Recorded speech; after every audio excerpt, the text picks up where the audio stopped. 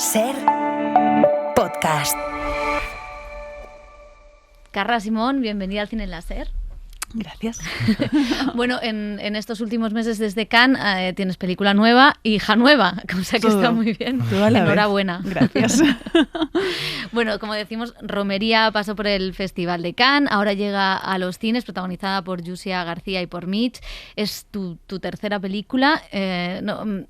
Que empieza un poco con las cartas de tu madre, que mandó desde esa vivencia en Galicia. Sí. ¿En qué momento, vamos a empezar por lo fácil, decides que esas cartas tenían una historia cinematográfica? Pues creo que todo parte un poco de darme cuenta de que no me acordaba de mi madre y de esa frustración, ¿no? De no tener recuerdos y de esa falta de memoria y también de la... Bueno, del hecho de que ellos no están para poderme contar su historia tampoco, ¿no? Y ahí fue donde empecé como a recopilar esas cartas que mi madre había escrito a sus amigas, la mayoría desde Vigo, pero algunas también desde otros sitios donde viajó. Y claro, para mí fue como la manera más directa de conectarme con ella, ¿no? Porque de repente la escuchas, o sea, ¿no? Una carta a tu colega es algo como que la escribes tal como hablas, ¿no? Y usa pues este vocabulario pues de gente joven en los 80, ¿no? Que ahora suena pasado de moda.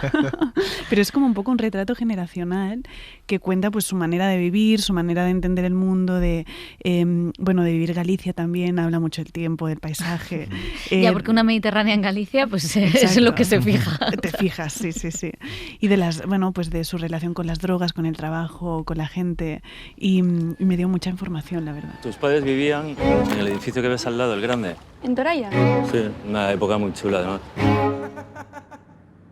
Estuvieron 2 o 3 años hasta que tu madre se quedó embarazada. Tu madre quiso volverse sí o sí a Barcelona. Y ahí fue cuando se separaron.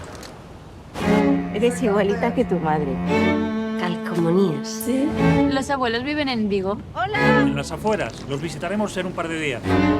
No lo sabemos como tal, pero yo siempre me imaginé que aquí es donde escondían a tu padre. ¿Qué? ¿No lo sabías? ¿Cómo que escondieron?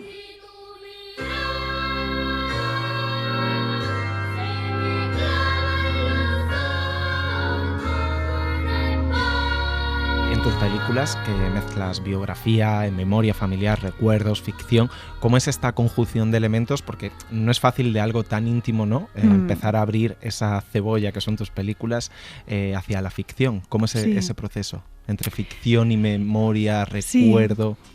Bueno, se va transformando, ¿no? O sea, como que siempre parto de emociones que conozco y ahí es como un poco el corazón de la película, ¿no? Esas emociones que yo sentí, pues bueno, en el caso de Romería, pues esa curiosidad, esa incomodidad, ese querer saber, ¿no? Y luego hay cosas que he vivido que no son cinematográficas, ¿no? Y entonces hay que pensar su enfoque cinematográfico pues más a nivel más poético, más sensorial, más visual, más narrativo también, ¿no? Y desde ahí pues se van transformando las cosas. O sea, hasta el punto que yo siempre pienso que mis memorias no van a ser nada fiables, ¿no? Porque se mezcla un poco pues lo de todos, ¿no? Que es como no sabemos si pasó, me lo he inventado o lo recuerdo así, más mis ficciones que luego hacen que casi me parezca que fue así, ¿no? Y es verdad que está lo íntimo, las relaciones micro, atravesadas por muchas cosas, por la época, por el contexto, pero hay una cosa muy bonita en tu cine y es que siempre hay una dimensión política que no está subrayada, pero que va apareciendo, ¿no? Incluso en Verano, que quizás es la que menos la tiene, pero también había algo en ese duelo infantil. Luego, por supuesto, en Alcarrás quizás es la que más obvia refleja, ¿no? La situación de los agricultores, pero en esta también, en esta hay un retrato político de una época después de la transición que marca una generación. Bueno, es que yo creo que todo lo personal es político, ¿no? O sea, al final vivimos en sociedad, vivimos en un contexto y siempre las cosas pasan por muchas razones, no solo las personales, ¿no?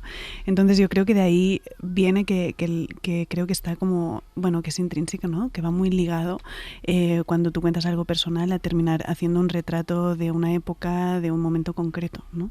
Pero sí que es verdad que en el caso de Romería bueno, yo en su momento pensé, ¿no? Realmente quiero hacer esta película, quiero volver a remover el pasado familiar y tal. Y más allá de esa, ¿no? Del motor de esa frustración, de la falta de historia familiar, había la idea de que siento que es un periodo del que se ha hablado poco, ¿no? O sea, en el sentido de... Bueno, se habla como de la parte luminosa, ¿no? De la transición, pero también hay como una cara oscura, que es que, bueno, que fue una generación que tuvo la mala suerte de no tener mucha información pues sobre la heroína, por ejemplo, y de no saber nada, que luego aparecería el SIDA, ¿no? Entonces murió mucha gente y por el estigma de esas dos cosas, pues las familias lo vivieron con mucho dolor y eso nos ha llevado a un poco a silenciar, ¿no? su memoria. Y yo creo que, bueno, que eso también es memoria histórica de nuestro país, que es una generación muy clave, ¿no? Porque al final son los que pusieron patas arriba los valores conservadores de la sociedad española del momento, de todo el franquismo, de la dictadura, tal, y que no estaríamos donde estamos sin ese paso que hicieron ellos de romper absolutamente con todo, ¿no? Entonces yo creo que está bien, bueno, ponerlos en valor y sobre todo sin juzgar, porque creo que lo que tuvieron básicamente fue mala suerte, ¿no? ¿Y qué crees? Porque justo este año hay como muchas directoras y directores de la misma generación que estáis mirando a esa época en concreto. Está Julia Ducournau, que también estuvo en Cannes con Alfa, desde un género distinto. Alba Flores va a presentar en San Sebastián el documental de Antonio Flores, más centrado en la heroína. Está La misteriosa mirada del flamenco de Diego Céspedes, que también habla del SIDA desde otro punto de vista y todos con un punto también de mirar a la gente. Sobre todo lo que me gusta de los cuatro ejemplos es que no hay maldad o rencor, ¿no? En la mirada. Es que es curioso porque al final, o sea, el VIH y el SIDA, ¿no? Es algo como que a nivel científico ha evolucionado muy rápido, ¿no? Porque ahora la gente puede convivir con VIH, pero a nivel social el estigma sigue ahí, de una manera distinta, pero sigue ahí. O sea, es como que vamos un poco lentos, ¿no? Y creo que son temas que volvemos a ellos de vez en cuando porque no están solucionados al final, ¿no? Porque aún no hemos hablado suficientemente de ello, ¿no? Y yo creo que hay algo también de nuestra generación de mirar hacia esto con la necesidad de no juzgar, ¿no? O sea, de entenderlo en su contexto.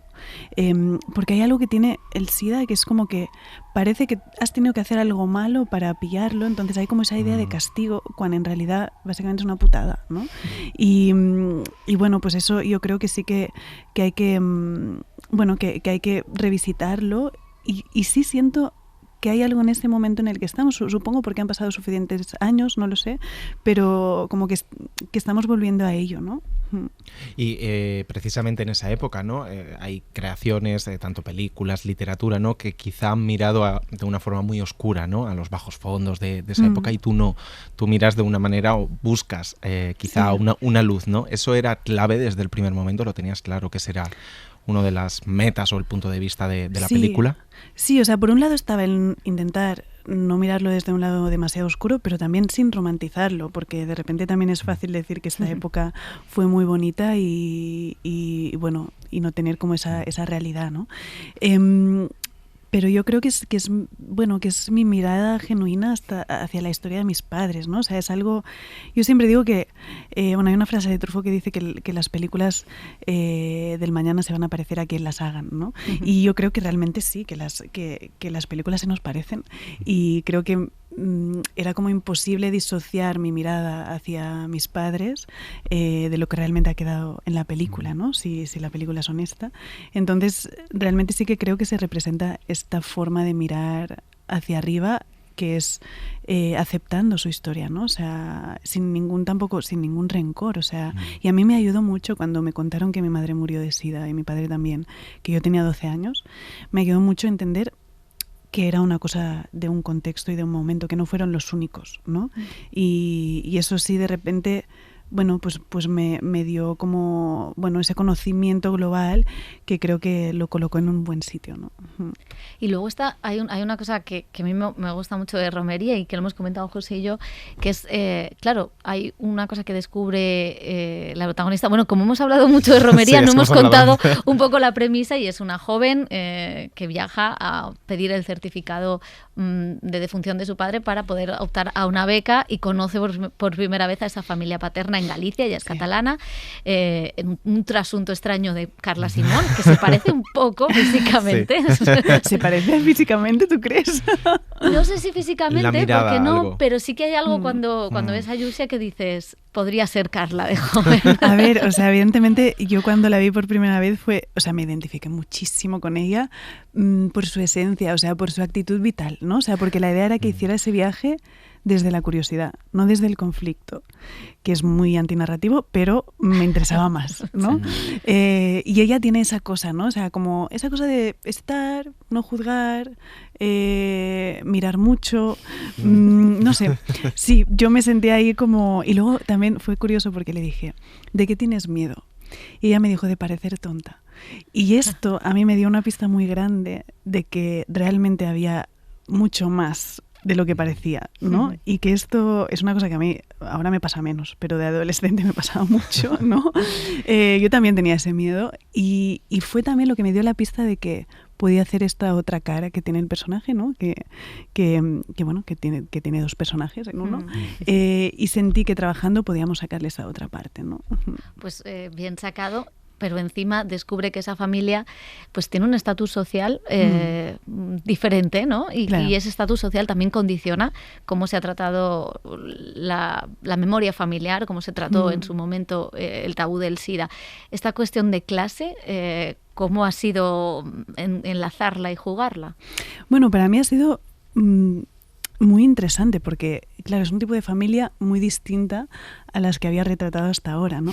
Entonces, las dinámicas de una familia de cierto estatus son distintas y más cuando hay, pues, un dolor compartido, una muerte, ¿no? Entonces, también el reto era retratar esto desde la empatía, ¿no? O sea, como desde entender el porqué de ciertas dinámicas en relación también a esa pérdida del hijo, del hermano, ¿no?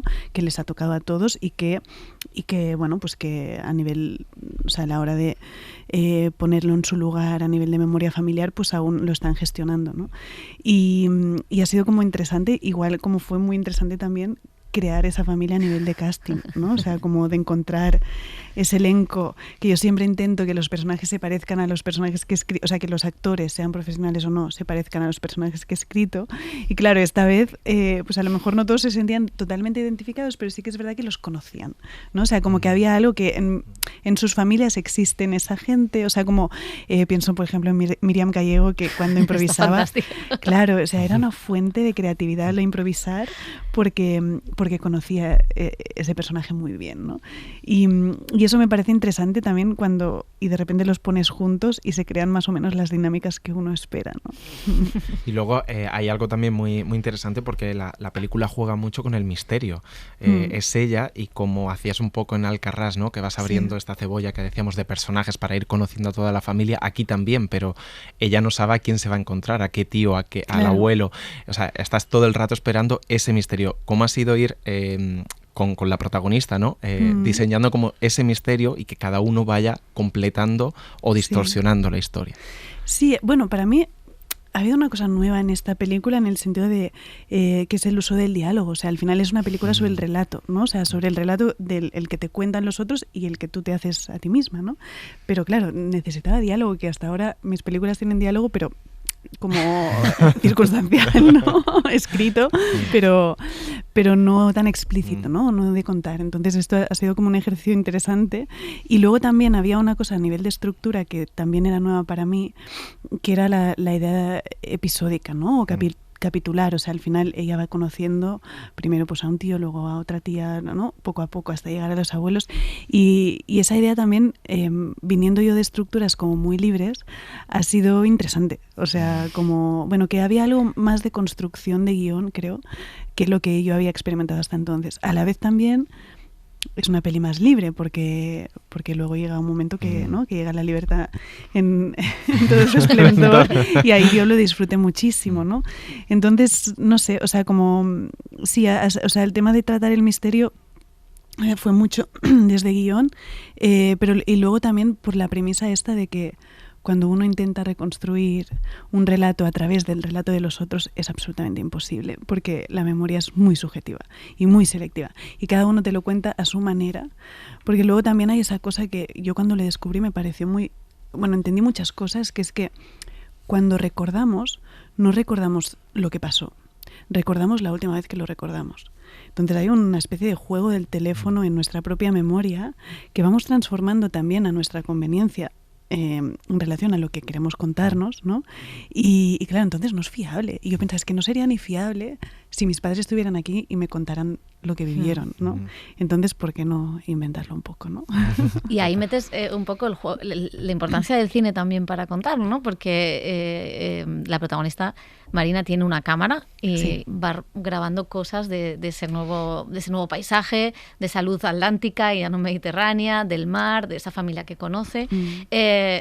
Eso también es muy interesante por lo que dice del cine, ¿no? Que es también el medio en el que tú te mueves, pero también da mucho juego, sobre todo para el final de la película, ¿no? Con ese juego de la cámara que luego vemos no sé si vemos esas imágenes o algo así. Sí, son imágenes muy parecidas, ¿no? O sea, al final, claro, ella filma estos espacios porque yo así lo viví, ¿no? O sea, como a través de los espacios es como que de repente me sentía más conectada a mis padres visitando estos sitios de Galicia donde ellos vivieron su historia de amor, ¿no? Y yo los he filmado mucho también. Es verdad que también es frustrante porque estás ahí filmando y dices, pues no sé, si estuvieran un poco por aquí o más por ahí, ¿sabes? O sea, no es exactamente, pero sí que hay algo como de conexión, no sé, como de saciar esta búsqueda al filmar esos espacios vacíos que a mí me funcionó y bueno, y que hay algo también, sí, es un poco místico, ¿no? Pero al final los lugares se quedan y la gente pasa.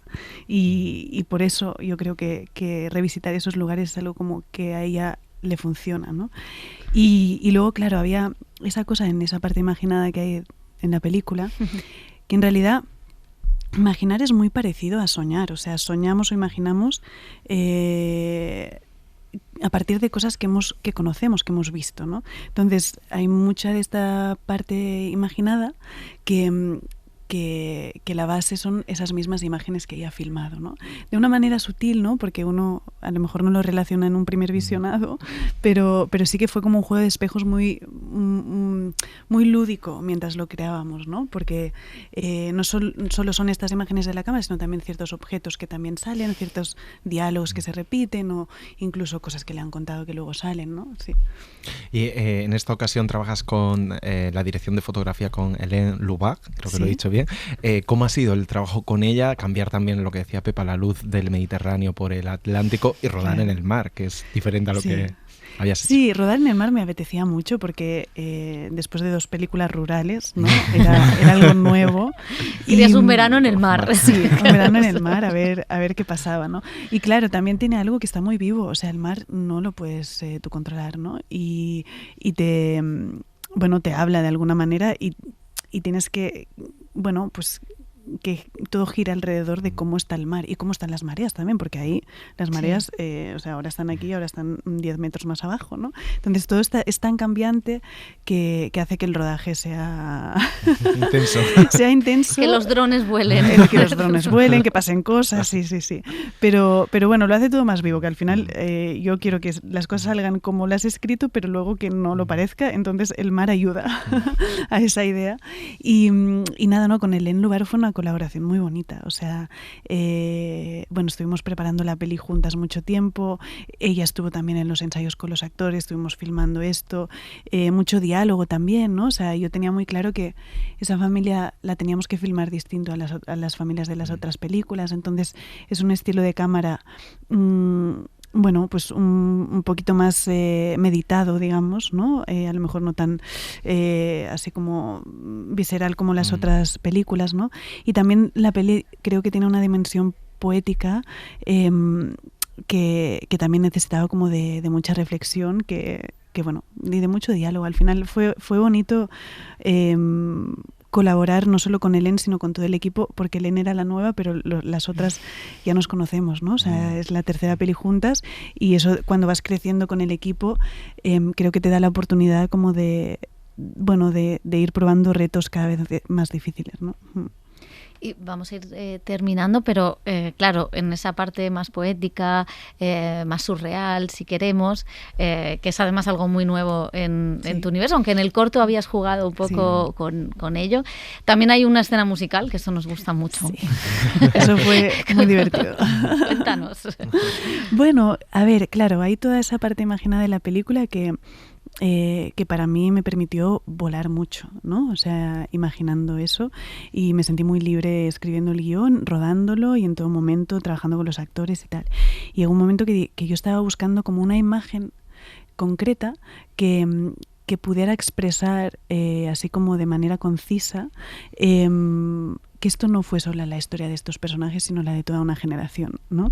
Y fue como, pues, ¿por qué no hacerlo a través de Bailaré sobre tu tumba de Siniestro Total, que aparte es un grupo de Vigo, ¿no? O sea, como que tenía algo simbólico ahí muy potente, y ¿por qué no hacerlo, pues, en coreografía, ¿no? Entonces trabajamos con Tuixén Benet, que es una coreógrafa, y a la que yo le conté, pues, esa idea que tenía, ¿no? De las sábanas, de los fantasmas, de la Santa Compaña, que es una leyenda gallega, ¿no? Que para mí tenía mucha resonancia en esa idea de los muertos que no pueden morir, en ese caso por la memoria y tal, y ella pues lo concretó con esa coreografía que fue muy bonita de trabajar. Y ahora ya tienes un paso más para el musical sobre el flamenco. Exacto, estaba ensayando, siempre ensayando. Sí. Y para terminar, como somos de pueblo, Pepa y yo, nos encanta que siempre en tu cine haya fiestas populares, claro, porque es algo que reivindicas también desde tu cine. Sí. ¿Por qué esa pulsión o ese interés, ¿no?, en las fiestas populares, que son tan cinematográficas? Es que yo creo que es eso, que son muy cinematográficas. También te digo que creo que como mis padres vienen también de esa generación, ¿no?, y mis padres adoptivos, en la que había que ir en contra de todo, también en contra de todo lo tradicional. Entonces ellos siempre como, hacen esto en el pueblo, pero no vamos porque es, ¿no?, la tradición, ¿no? Y claro, para mí era como, pero vamos, o sea, yo iba loca con todo lo tradicional de mi pueblo, ¿no? Y claro, ahí chocábamos, ¿no? Yo lo reivindicaba y ellos habían hecho todo un trabajo para un poco tirarlo por el suelo, ¿no? Pero para mí hay algo en esa cosa tradicional que no cambia de las fiestas populares, porque realmente es de las pocas cosas que no evolucionan, ¿no? O sea, es como los bailes, es que el baile se hace así, ¿no? Y no puede evolucionar, ¿no?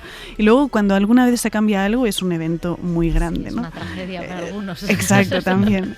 Entonces me parece que yo, que siempre estoy un poco con la tradición y el cambio y tal, que es algo que está siempre ahí, y que todo el mundo respeta, ¿no? Y luego sí, que es cinematográfico, y hay cosas de las fiestas tradicionales que tú le cuentas a tu colega que en tu pueblo hacen esto y no se lo cree, ¿no? Y a ti te parece lo más normal del mundo porque lo has visto toda la vida, ¿no? Entonces eso también me parece muy bonito, ¿no? Pues Carla Sifón, muchísimas gracias, y que vaya muy bien con la llegada a los cines de Romería. Gracias a vosotros. El cine en la SER con Pepa Blanes. Te repanaré con mi órgano jarro y bailaré sobre tu tumba y bailaré sobre tu tumba y bailaré sobre tu tumba.